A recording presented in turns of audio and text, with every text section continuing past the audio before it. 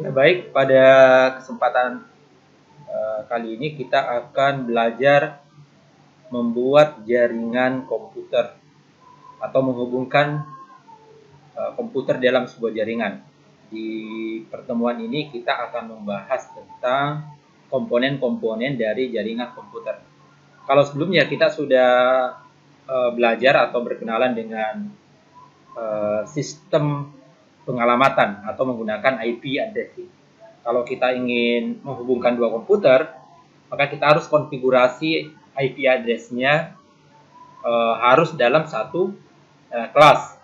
Jadi network ID-nya harus sama, kemudian host ID-nya harus berbeda. Jadi misalkan kalau alamat kelas C kita menggunakan 192.168.100.1. Berarti komputer yang kedua harus menggunakan 192.168.100, kemudian hostnya harus beda. Jadi misalkan menggunakan 100 atau menggunakan 10. Yang jelas host ID-nya harus berbeda. Oke, nah sekarang kita akan menggunakan GNS3 yang sudah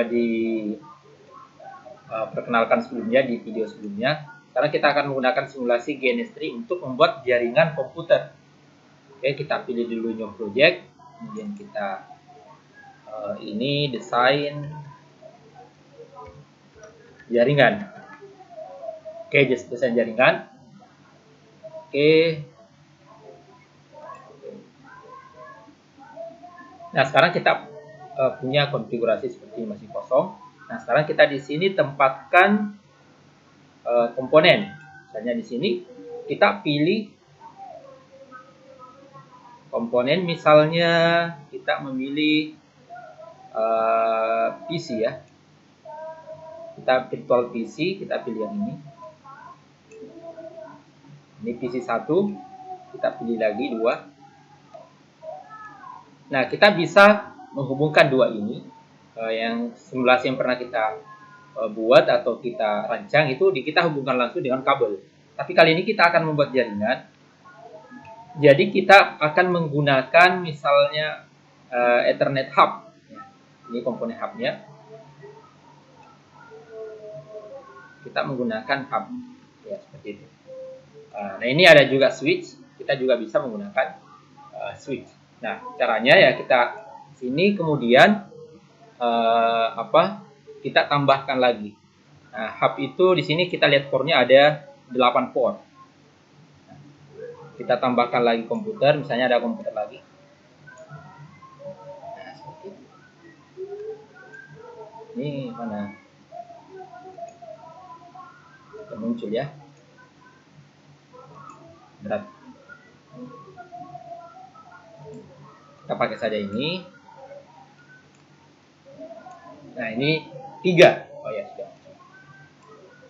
Ini lumayan berat. Nah, kemudian kita hubungkan ya. Ini,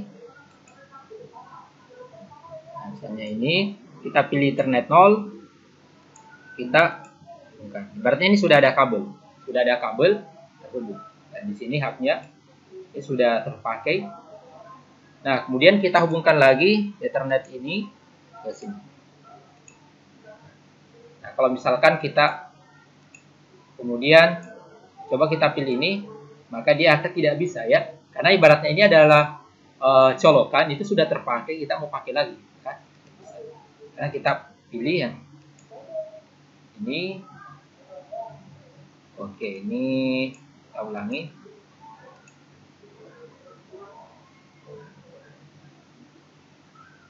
Oke, kita pilih di sini.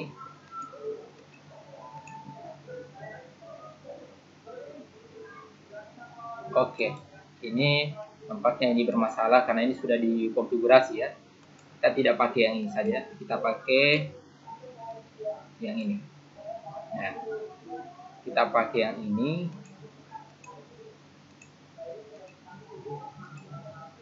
Oke, nah sekarang kita punya hub 3 komputer. Nah, sekarang kan hubnya maksimal 8 komputer. Anggaplah misalnya kita tambahkan 8 ya. Karena kita mau simulasikan 5, Ya, kita pilih 6 saja ya. Atau kita pilih 10 komputer. Seperti ini. Nah,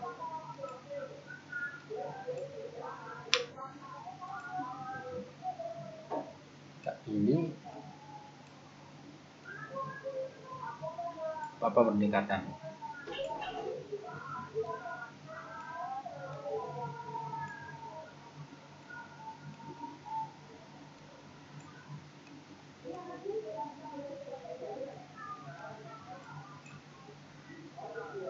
Ya, karena kita punya lab dan kita ingin menghubungkan semua komputernya supaya bisa connect satu sama lain.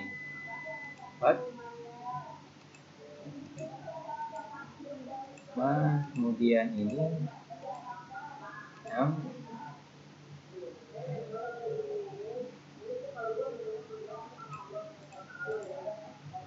Oke, ini sudah 8, 1, 2, 3, 4, 5, 6, 7, 8. Oke, pertanyaannya adalah bagaimana kalau misalkan masih ada 2 komputer yang tidak terhubung. Nah, maka kita tidak bisa lagi karena ini sudah penuh, hubnya sudah penuh. Ya, makanya di hub itu biasanya ada hub yang 8 port, ada yang 16, ya tergantung dari spesifikasi hubnya dan juga tergantung dari harganya. Nah, kalau misalnya jumlah seperti ini, misalnya di lab kita komputernya lebih tapi hubnya sudah penuh. Nah, bagaimana caranya? Maka kita harus menambahkan hub baru. Nah, biasanya standar untuk hub seperti ini, hub itu adalah perangkat lama, teknologi lama. Biasanya yang dipakai adalah hub sekaligus sebagai switch. Itu lebih cepat koneksinya ya, kemudian lebih aman juga. Jadi tinggal kita tambah, kemudian kita hubungkan. Nah, misalnya di sini kita hubungkan sini, kemudian ini lagi kita hubungkan sini. Nah, kemudian yang ini satu misalkan kabinet, kita hubungkan saja di sini.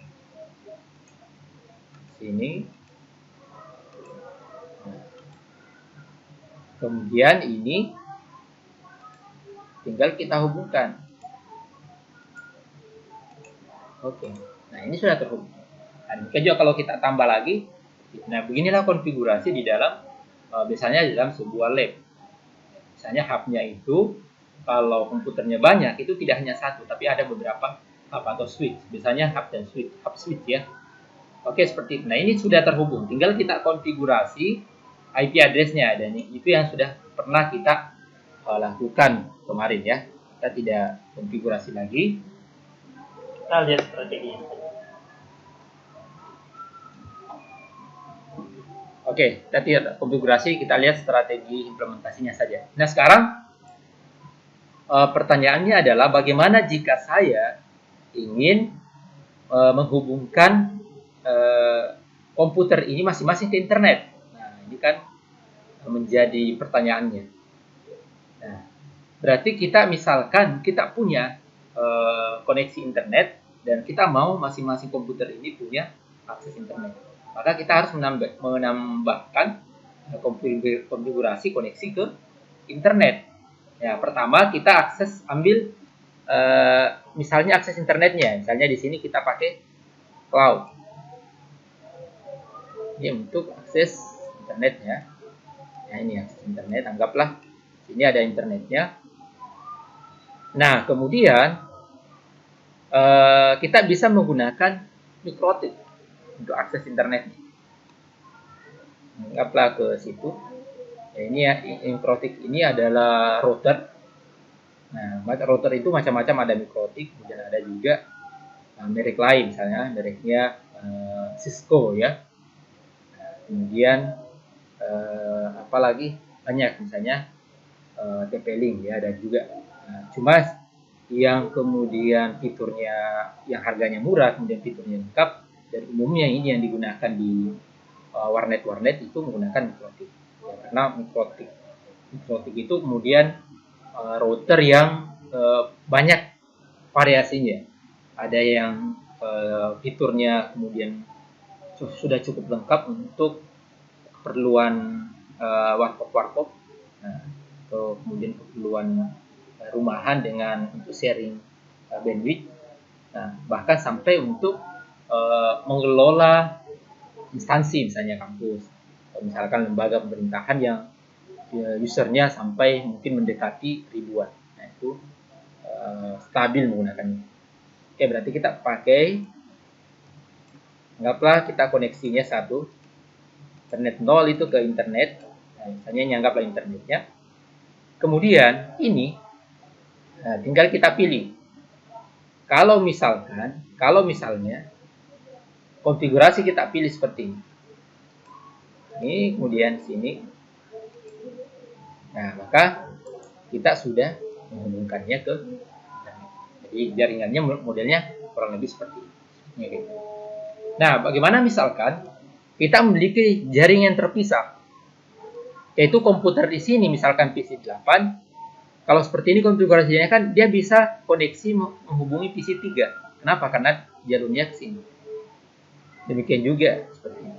Tapi kalau misalnya kita ingin pisah, jaringan ini anggaplah di lab 1, ini lab 2, dan kita tidak mau ada koneksi antara komputer ini ke sini, dan untuk alasan keamanan atau untuk pembatasan akses misalkan. Tapi kita ingin dua-duanya bisa mengakses internet. Ya, maka caranya ya kita tidak perlu pakai ini. Link menghubungkan ini kita tinggal hapus saja. Kemudian untuk akses internetnya tinggal kita tambahkan dari sini ke sini. Oke. Nah, nomor-nomor dari hub ya, atau port dari colokan kabelnya. Nah, itu nanti itu harus diingat ya. Yang port 1 itu koneksi ke mana dan Oke, nah ini adalah diagram untuk konfigurasi jaringan menggunakan hub. Oke, nah sekarang bendanya seperti apa sih? Ya, kalau misalnya switch itu seperti apa? Kemudian mikrotik itu routernya seperti apa? Nah, kalau misalkan ya sebagai contoh misalnya kita ingin juga mau misalnya koneksi internet ini kita ingin bagikan dalam bentuk wireless. Maka tinggal kita pasangkan di sini access point, koneksi ke sini. Nah, access point di sini simbol access point-nya mungkin access point nggak ada ya. Switch, ini router, nah, ini ada routernya, kemudian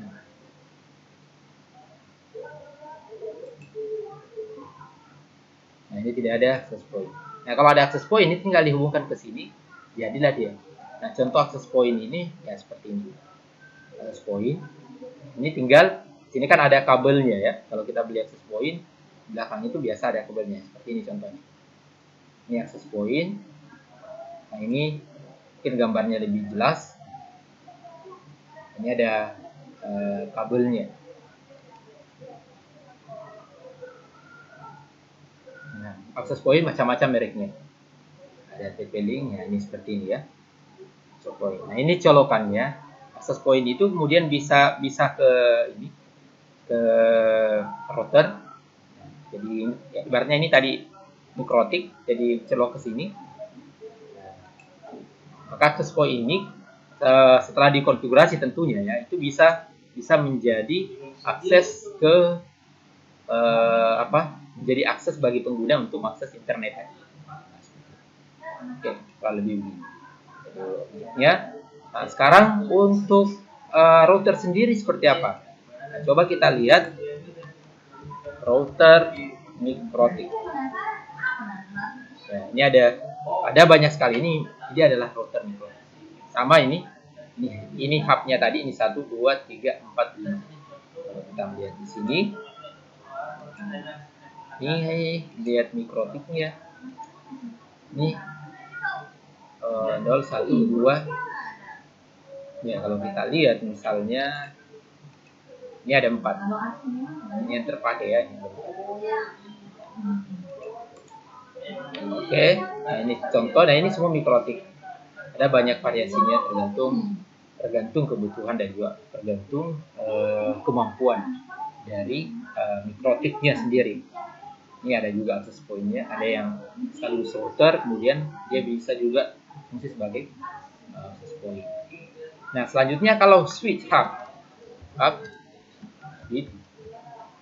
ya, ini ada 16 port. Nah, ini tadi yang 8 port ya. Coba kita lihat yang 8 port. Nah, ini juga ini adalah hub. Ini mereknya Deli. Ini ada yang ini tentu lebih murah yang seperti itu.